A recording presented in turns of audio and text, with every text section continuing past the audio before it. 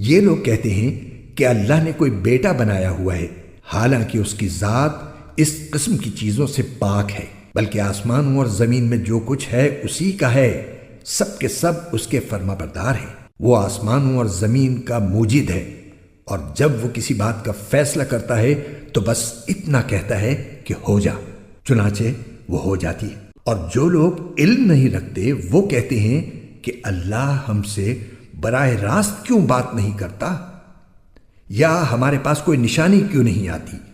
جو لوگ ان سے پہلے گزرے ہیں وہ بھی اسی طرح کی باتیں کہتے تھے جیسی یہ کہتے ہیں۔ ان سب کے دل ایک جیسے ہیں۔ حقیقت یہ ہے کہ جو لوگ یقین کرنا چاہیں ان کے لیے ہم نشانیاں پہلے ہی واضح کر چکے ہیں۔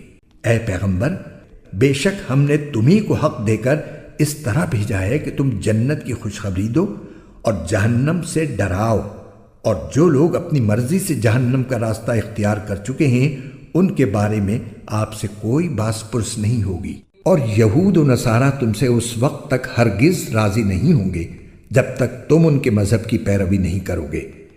کہہ دو کہ حقیقی ہدایت تو اللہ ہی کی ہدایت ہے، اور تمہارے پاس وحی کے ذریعے جو علم آ گیا ہے، اگر کہیں تم نے اس کے بعد بھی ان لوگوں کی خواہشات کی پیروی کر لی تو تمہیں اللہ سے بچانے کے لیے نہ کوئی حمایتی ملے گا نہ کوئی مددگار۔